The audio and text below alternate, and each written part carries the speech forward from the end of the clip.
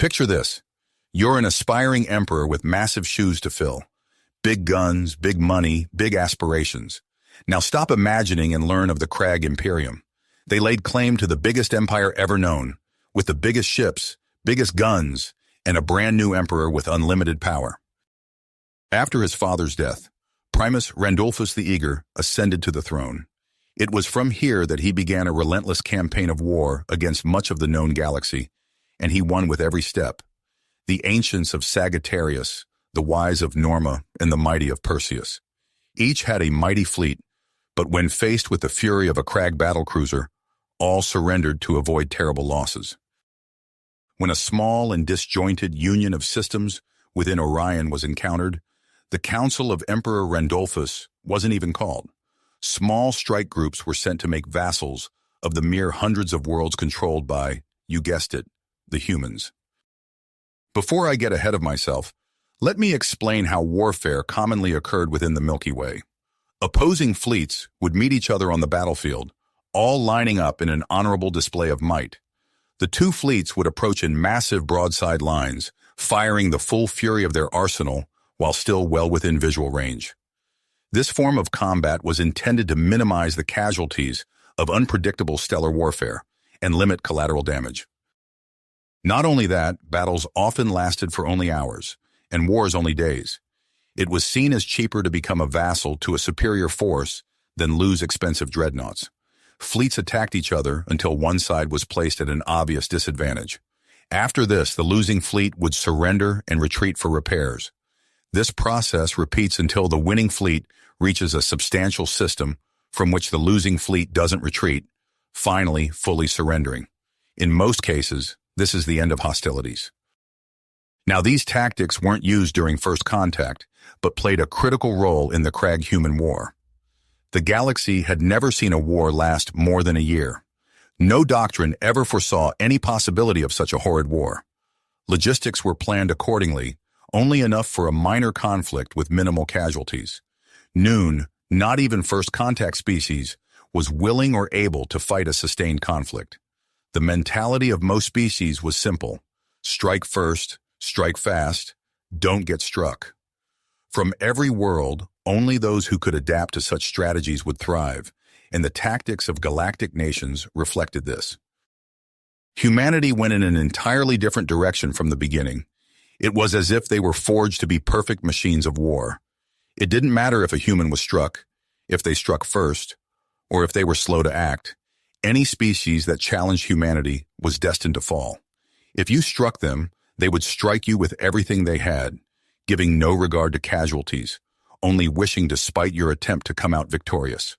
After sacrificing everything, they would strike you over and over again until your ability to fight was completely shattered and your empire left in smoldering ruin.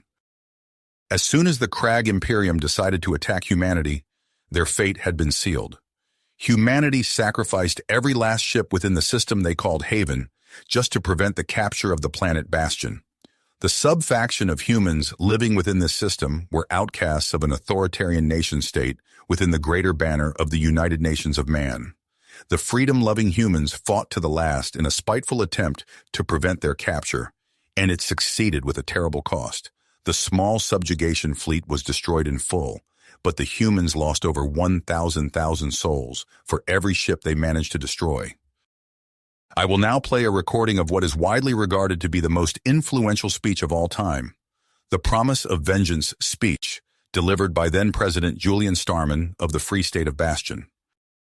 When we gaze to the stars, humanity has always seen a land of endless opportunity. After the tragic events today, only fear and uncertainty can be seen. When unknown vessels came to our bastion of liberty, we attempted to greet these aliens with all of the hospitality, generosity, and kindness humanity can give. We received only a torrent of plasma once our diplomats reached visual range. Long-range communications picked up only these words in response: "Do you submit?" The answer was no. Ships began to fire from longer ranges towards our planet. They fired indiscriminately, seemingly going so far as to target civilians. Our brave defenders charged their fleet, time and time again, until all that remained of these aliens were burning heaps of steel. 15,375, 395 of our citizens were killed. Millions more are still missing. 99% of these deaths were civilian. Even as we fought them in the void of space, their weapons continued to fire towards the helpless on the surface. Even as our ships split theirs clean in two, they kept repeating, "Do you submit?" We would only respond with gunfire. Their cries got more and more desperate, yet they never ceased the bombardment. To anyone who can hear this, Bastion will not submit. Humanity will not submit. Our ships will not submit until every last individual involved in the deaths of innocent civilians has been brought to justice. No matter how long it takes, no matter how many of these aliens get in the way, justice will be achieved. Let it be known throughout the cosmos, humanity will never submit. It took hundreds of years to truly manifest, but the effects of this speech reverberated through the Milky Way for the rest of time.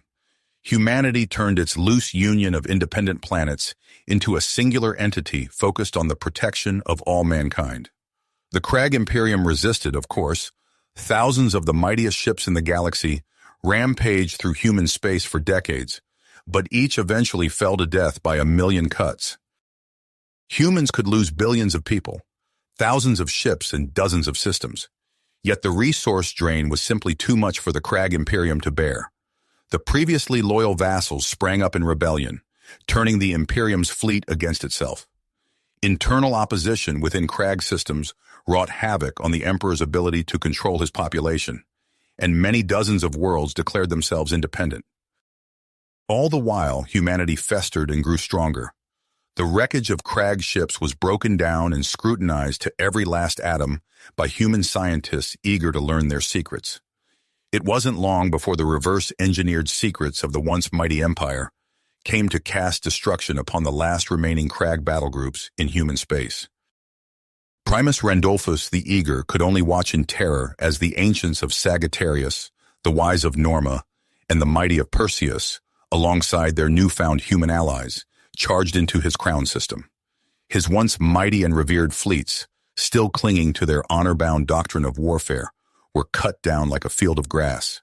He could only sit on his throne in shame as a human strike group infiltrated his palace and stormed the royal chamber. As he was dragged off of his throne in chains, he stared toward the great murals and portraits of past emperors, wondering if he would be the last. When standing trial for his crimes, he asked the now old and decrepit president, Julian Starman, "Why didn't you just submit like all the rest?" Julian Starman mustered this as a response. "Submission is the acceptance of defeat. There was still light at the end of our tunnel. As long as even one human remains alive in this galaxy, that light will never go out. Humanity will never accept defeat, and if humanity remains undefeated, humanity shall never submit." Prisoner Randolphus, the Shameful, lived out the rest of his days in a prison situated in the orbit of Bastion. Every day that passed, he would stare at the ever-growing lights on the surface and slowly come to terms with the fact that his reign was over. The era of humanity had begun, and he was but a footnote within the history of humanity's ascendancy to the stars. You have reached the end of the story. If you enjoyed this story and want to support us, please leave a like and subscribe to our channel, and for every comment that says 88, I will heart every single one of them. Thank you for your time.